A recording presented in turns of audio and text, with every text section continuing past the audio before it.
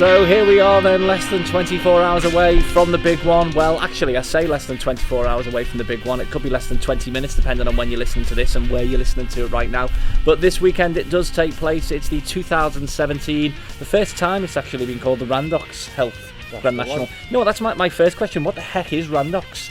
I know we've had 2 days of it so far. We've had the Thursday meeting, we've had the Friday meeting. Now, obviously, Ladies' Day is the big one for me that I would go to, and the last thing I associate with the Ladies' Day or Aintree over these 3 days is health. So what the heck is the Randox Health? But what's not good for you as a spectator is very good for them, the jockeys.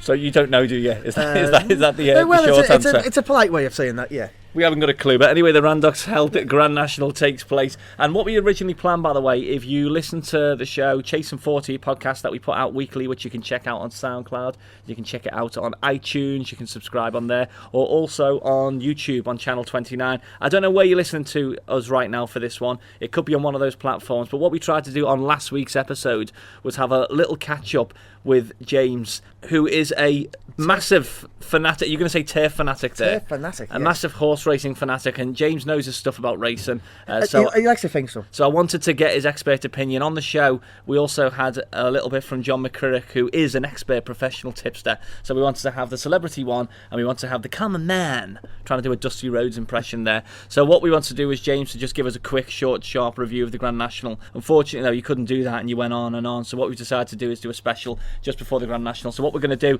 on the show here is just run down and go through all of the runners. And, you know, we could make you a bit of money, we could lose you a lot of money, but we want to go through them all one by one. And at the end of it, James is going to give his tip for the Grand National. I'm going to give my tip right now because I pick, and this is the thing, it'll be an interesting study this, I always pick on either name or number, and my lucky number is 29.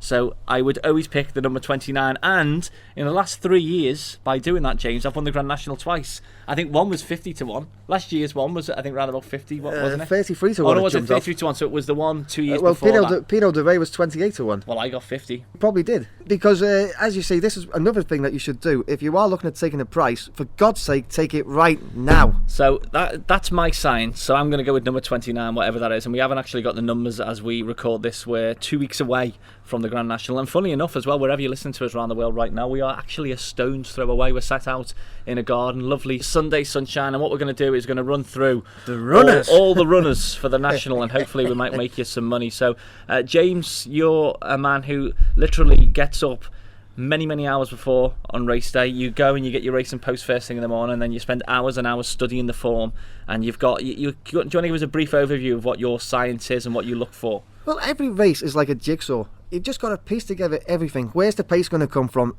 How's the form going? What's the handicap mark? Are the blinkers on this time? How's the trainer doing? Who's the trainer sometimes? All these little things you need to consider. And then, of course, there's the ground, which is very, very important. What's the weather doing? And that's very much ground dependent. And it all calculates. I like to run a race in my head. I like to form a little shortlist, and then I'll say, I'm going to back that one. And then I'm going to say, I might back that one in forecast or a TriCast, and so on and so forth. And then we have a bet. There you go. It's like the ingredients of a lovely cake or something, that wasn't it? A lovely horse racing cake with all those things. I just turn up and pick a number. Right, so what we're going to do is we're going to run down then all the horses. How many runners is there this year? Is it a maximum always of 40? The field will always be 40. Can obviously, depending on whether the horse goes wrong in the morning, can be reduced to 39. But hopefully it won't happen this year. Okay, well, what we'll do is we'll go with the outcast ones at the back, and then we'll make our way up. So I tell you what, we'll start with, we've got here Just a Par. I've got the price here at 50-1, so that's quite apt. We've just been talking about it. So Just a Par, one of those horses, which is a tricky one to pin down, it says here. So what do we know about Just a Par? Well, he's got famous colours because they're the colours of Paul Barber, and he's a very famous man who you'd associate with jumps racing. Of course, he owned the mighty Denman a few years ago, and a few other top class horses. It'd be interesting to see if he could enhance that reputation at Aintree with Just a Par. I think he's just a bit too inconsistent for me. So is that a no? That's a definite no for me. Okay, so we've got another one here which is coming up at 50-1. Is that Houblon de Obo? De Obo. Now this one I'm pretty sweet on, to be honest. And the reason I'm saying that is because obviously, if you followed the Cheltenham Festival only the other week, you'll have noticed that the big race, the Gold Cup, was trained by a lady called Jessica Harrington. And okay, sometimes girls have this little thing, don't they, where anything you can do, I can do better. And this one's trained by Venetia Williams, who's got previous win in the Grand National, obviously with Monmouth, another fancy price. And this one will definitely stay. He was running on again at Uttoxeter in the Midlands National, and if it rains, his chances definitely enhanced. Although I think a good service is just as fine. So that's maybe for you That's a definite yes, almost. Oh, definite yes. Oh, so we could have our tip already then. Okay, this one here we've got, which is showing up at 50-1 at the moment. Which is, is it David Pipe? David Pipe trains this one. He actually won the big race on the first day, the bowl, a few years ago. He didn't win it. He actually ran. I actually thought he was going to win it, but he just couldn't quite reel in Silver Niarco Conti. It was a mighty run, but again, he's way too inconsistent, and he's not going to do it. I just can't see him doing it over. I like the name of this one. The next one, Alvarado. Sounds like a name of a Lady Gaga song. Yeah, no. Alvarado. What about that then? An interesting 50-1 shot, because he's got a half a chance because he can jump around Aintree, and he's proven it. Right. Again, I just don't think he's shown it enough recently, though. So that's probably why he's 50-1. Actually, the first line I've read here about this is, it says he hasn't got a cat's chance in hell of making the lineup this year. So why is he even in the betting of 50-1? So it doesn't even look like that one's actually going to get in there. Well, I think that's because it's probably going to be right down the handicap, unfortunately. So and the thing is, as well, by the way, before you start shooting the messenger, I know there's a couple of horses that we could be talking about here that may not even be in the field for today. But as I mentioned at the start, we're recording this 2 weeks away, sat in a garden in the sunshine, a stone's throw away from Aintree. So there's going to be some that might not make it, but I think the vast majority will. Wonderful Charm. Then we're getting up the betting now. We're going 33-1. Well, this was my pick in the Fox Hunters at Cheltenham only the other day, and he ran a mighty race. To be fair to Katie Walsh, what else could she do? I mean, it was a case of if she went 1 second early, she actually won the race. If she went 1 second later, she wouldn't have got even third. So yes, no, or maybe. Interesting now that we know that he was running on there. So I can't see why 4 miles with inconvenience. Interesting horse. So yes, no, or maybe. Maybe with that one. Thunder and Roses, right, straight away. Because this is the first time, by the way, if you listen right now, that I'm seeing these, so you'll get my genuine reaction. I like the name. We said this at the start. That's my signs. I go in number and name. Thunder and Roses. I like that. I can hear that. I can hear them screaming that one home. I can hear them certainly screaming at home. I mean, I can see how that might be a popular one, certainly with the ladies. And he's certainly and the blokes as well. Guns N' Roses back on tour. That's the link I'm thinking. Well, say la vie, yeah. And he's got the interesting colours. Gigginstown House, who won the race last year with Rule of the World. Interesting, but I think I would prefer others myself. What the heck's this one called here? Tenor Nivernais. Now I've seen this one a few times. Another one who falls in the inconsistent pile. Don't worry, that's a little fountain behind us. It's not one of us taking a leak. Yes, quite. As for this one... Although it actually sounds like a racehorse, to be honest. No, it's gone. Don't worry about it. I don't know. I would prefer... of the ones from Venetia Williams, I think I would prefer Hoblon, but I might be wrong.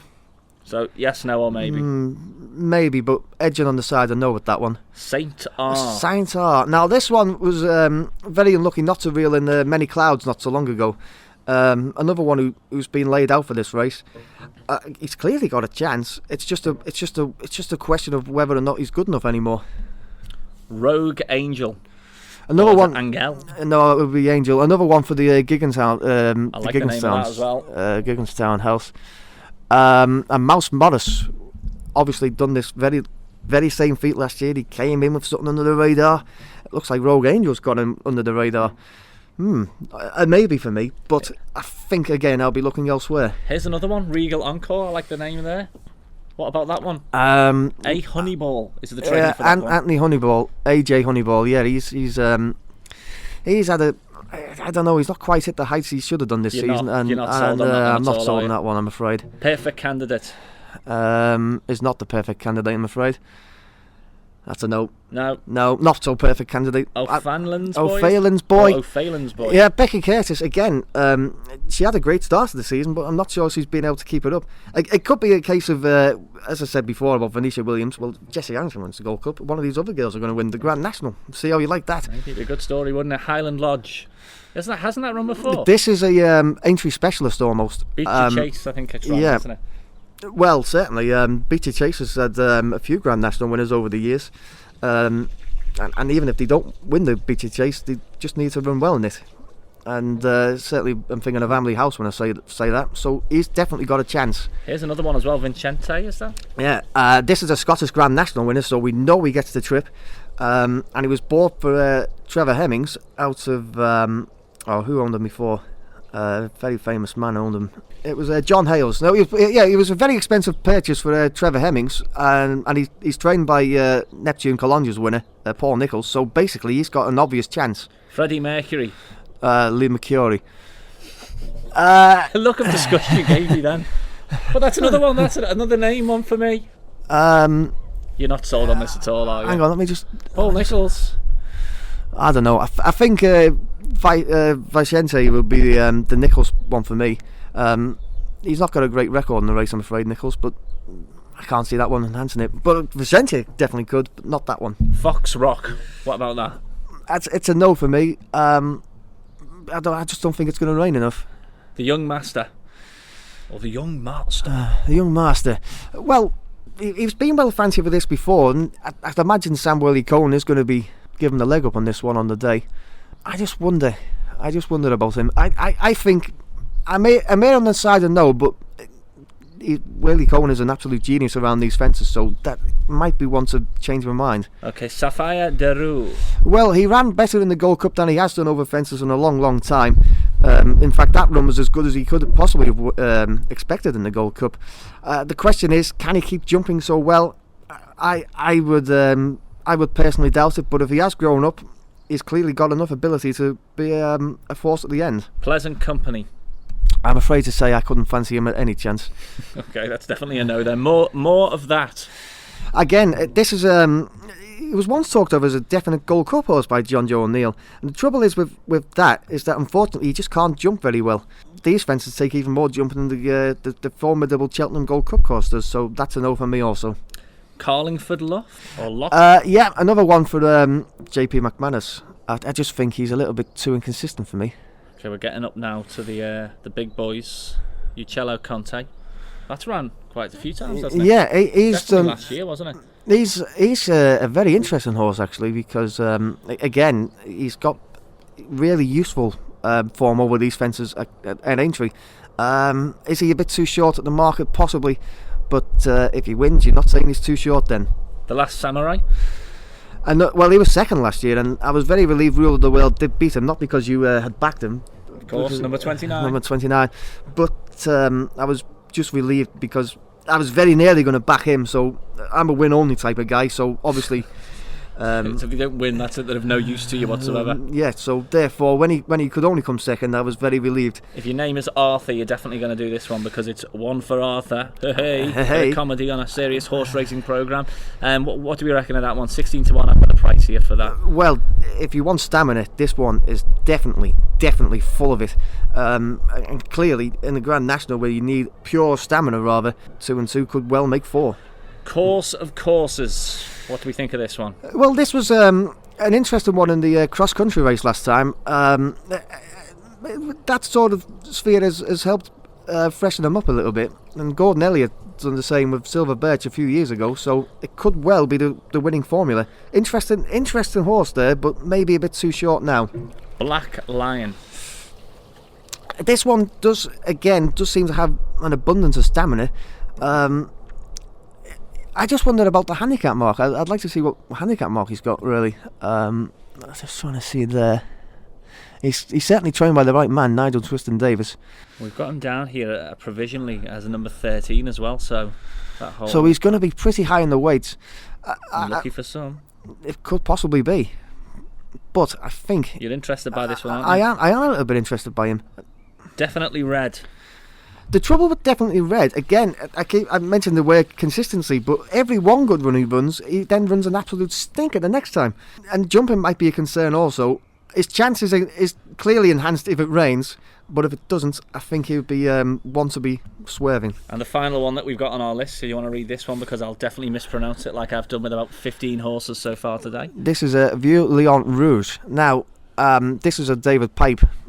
This could just be typical of David Pipe, obviously of the Martin Pipe. This is one of the favourites as well. This is the favourite. This is the favourite. Oh, this is basically, well, I mean, he's got a favourite's chance. You've got to think because it comes from the Martin Pipe, David Pipe sort of stable of master plots. It's not a surprise to anyone if he is as impressive on Grand National Day as he was the last time, because he's going to be hard to stop, I think. But does he jump around these fences? That's got to be taken on trust. Well, we will find out on Saturday at Aintree Racecourse when the Grand National 2017 takes place. Another late one as well.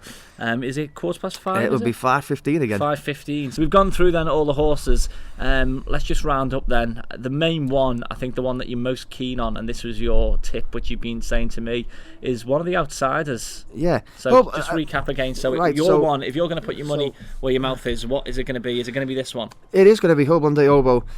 Vicente also a definite alternative. So Houblon de Obo is the one that James is picking. I've already told you the ones that I'm going to go with. Whatever number 29 is, definitely. But Thunder and Roses for me is one that I like the look of. Regal Encore as well. There's another one, which I think you dismissed straight away, didn't you? But I like the name. I could be wrong. This is the most wonderful thing, is because right now and Freddie Mercury. Nobody is wrong. Le Mercury. So there we go then. Thank you very much for coming on today, James, and being the Common Man Tipster. This was originally supposed to be, as we mentioned at the start of the show, about 2 minutes long on an episode of Chasing 40, but you went on and on and on and on. So well, actually, you were going on and on and on as well. I think it was mainly you, so we decided what we do is do a full rundown and we put it out there, and I'm sure there's someone out there listening right now very, very interested and is jotting down your thoughts. And then they're going to send me the hate mail as I get them wrong, of course. Well, it's all on him. If you want to check out things will be back to normal this coming Sunday on Chasing 40, you can check out previous episodes. If you want to find out, if you're listening right now and you've never even heard Chasing 40 and you want to find out what it's all about, just check out the description in whatever platform you're listening right now, and you can check out old episodes and new episodes of Chasing 40 every single Sunday from around about 7 o'clock on iTunes, on YouTube, and also on SoundCloud. It's the big one. Have a great time, whatever you're going to be doing today. Drink responsibly. Well, you drink responsibly, I won't be. And as James would probably say, bet responsibly.